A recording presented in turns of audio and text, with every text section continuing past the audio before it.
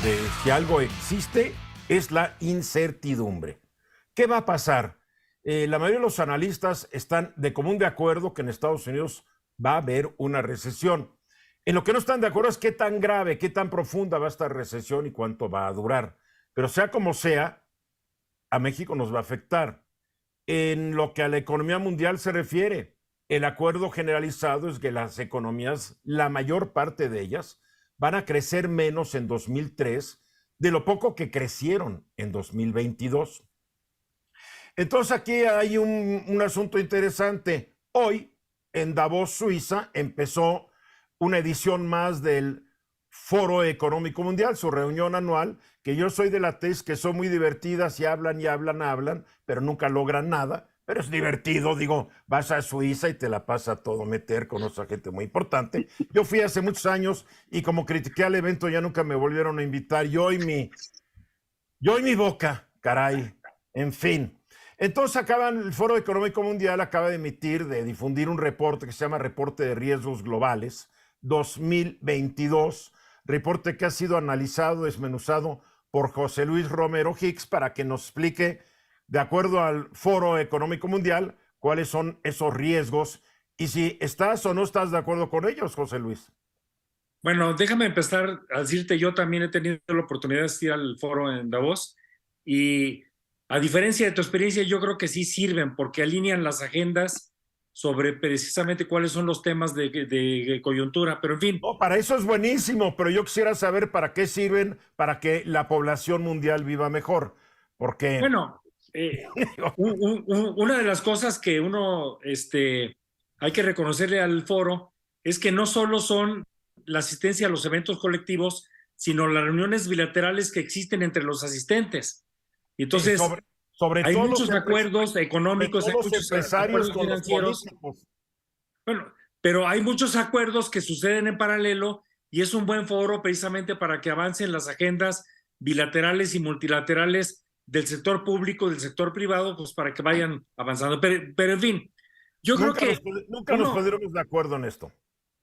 Correcto. Bueno, yo creo que este reporte 2021-2022, el 2022, que se publicó el miércoles de la semana pasada, Eduardo, de una manera particular, yo creo que los expertos que hay que recordar que este tipo de encuesta, este tipo de resultados, son más de 12,000 opiniones con personas de 124 países las que producen precisamente este tipo de riesgos, retos y amenazas globales.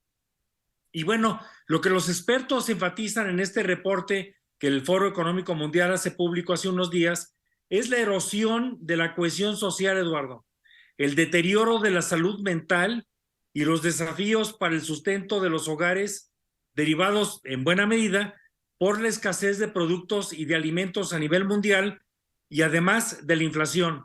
Esto es la época pospandémica, aunque ya casi pospandémica, ponen el optimismo en un lugar poco privilegiado, Eduardo.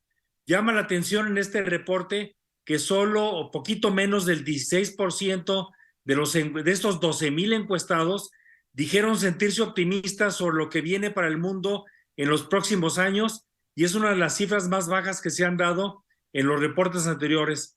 Por lo que se refiere, Eduardo, a la recuperación de las economías y el reacoplamiento a lo que se tenía antes de la pandemia, solo el 11% de los expertos dijeron que veían hacia adelante un aceleramiento de la recuperación. ¿Cuál es el mensaje global? Hay un pesimismo en general de que se pueda retomar todas las sendas pospandémicas o prepandémicas en la etapa pospandémica. Se habla, por ejemplo, Eduardo, de ciertos riesgos. Hay 10 principales riesgos, de los cuales 5 de ellos son amenazas de largo plazo.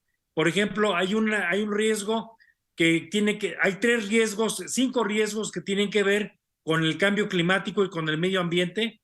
El cambio climático y sus problemas, el clima extremo, y lo estamos viendo últimamente en las noticias que vienen de California, la pérdida de la biodiversidad, los daños al ambiente humano y las crisis en los recursos naturales son los que más se identifican de los riesgos de los próximos 10 años. en materia social, la erosión de la cohesión social, como yo mencionaba, la sustentabilidad y las crisis de sustentabilidad en los hogares y las enfermedades infecciosas son de los riesgos a la sociedad que más se identifican. Y finalmente, en materia económica, es el crisis de la deuda de los países y la confrontación geoeconómica que puede empezarse a, pues lo estamos viendo actualmente Rusia y Ucrania. ¿En qué estarías de acuerdo y no de acuerdo con este reporte del foro? Pues mira, yo creo que está un poco exagerado en los temas de la cohesión social. La cohesión social, Eduardo, es la manera en que las sociedades van funcionando. Sí se reconoce en este reporte el problema que existe en los niveles de remuneración. Esto es, lo que está sucediendo en la época pospandémica es que los niveles de remuneración han exacerbado el resentimiento social, pero creo que está exagerado en materia de cohesión social. Los resultados, a mí me parece que la cohesión social sigue teniendo otros elementos nacionalistas en los países que mitigan precisamente este tipo de diferencias, Eduardo.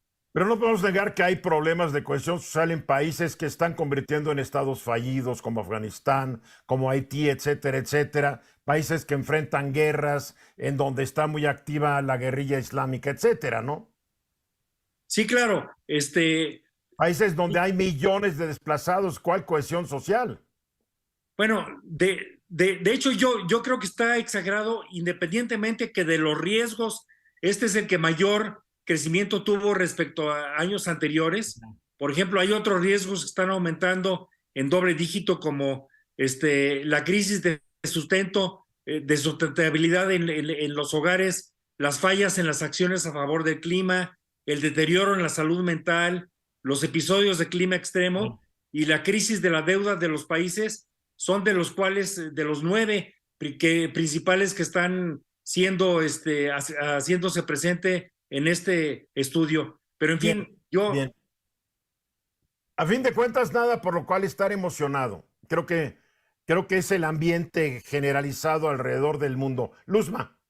Oye, pues yo creo que independientemente si las recomendaciones que se generan en estos foros funcionan o no, sí hay estudios que nos permiten saber cómo está el mundo en este momento y cómo hemos avanzado, cómo sobrevivimos a la pandemia, cuáles son las cosas positivas y negativas que tiene cada uno de los países, cómo la guerra de Ucrania nos ha afectado en todo el mundo, a unos países más que a otros. Y pues bueno, eso yo creo que lo reconozco, estudios que se hacen que también nos hace darnos cuenta si se están haciendo bien o no las cosas. No, yo nunca he discutido que el foro no haga grandes análisis, estudios y conclusiones.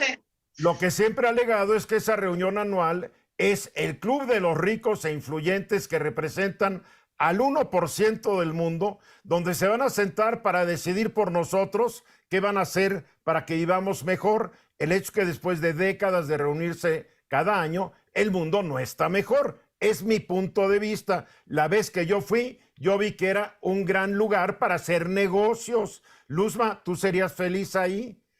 Me parece muy bien. Y para los estudios, para los estudios y los análisis, entra a weforum.org y ahí te encuentras todos. Alejandro. Bueno, sí, la verdad es que llama mucho la atención el pesimismo de los que responden a la encuesta, y yo creo que es importante porque sí es un foco amarillo de lo que se puede venir en el año, ¿no? Esta inflación, etcétera. Ahora, me llama mucho la atención de que nosotros en México somos como los eternos optimistas. Hoy en la mañana Rodrigo Galván me envió su encuesta sobre perspectiva. Entonces, ¿cómo le va a ir usted? Pregunta, ¿no? ¿Cómo le va a ir a usted y a su familia en general en 2023? 78% dice que mejor. Ahora, eso también ayuda a ser un país de optimistas, ayuda, por favor. Claro, es una maravilla, es una maravilla. Aunque, ¿cómo le va a ir en su trabajo en 2023? 74% dice mejor. Aunque podríamos decir que es un país tal vez de despistados y de ingenuos, ¿no? Pero en fin. Guillermo. Yo coincido plenamente contigo en lo que acabas de decir, porque en todo caso, pues el diagnóstico se encarga, se paga, para eso hay el dinero, y nos dicen cuáles son los elementos de riesgo. Pero entonces ese grupo de empresarios, de políticos, de jefes de Estado, ¿qué políticas públicas en conjunto toman para frenar esos riesgos? No ha pasado. Y en eso estoy totalmente de acuerdo contigo. No se ponen ni de acuerdo para lo del clima. Ya mencionaste, José Luis, California, que después de años de sequía, ahora se está inundando y está cayendo agua por todos lados en forma de lluvia, en forma de nieve, en forma de hielo, lo cual demuestra el desbarajuste que le estamos poniendo al mecanismo global. Pero nos quedan, ¿cuánto tiempo nos queda, mi querido?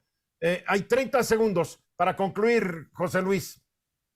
Otros riesgos son las armas de destrucción masiva, las crisis financieras y los riesgos globales que se reportan en esta ocasión, Eduardo. Les podríamos poner nombre a los riesgos, ¿no? Putin, Trump, la 4T, etcétera, etcétera. Bueno, ya se dijo el riesgo principal de la desaceleración económica, que sería la primera vez en muchos años que hay una desaceleración mundial. Increíble, terrible. Gracias, José Luis. Mensaje, regresamos.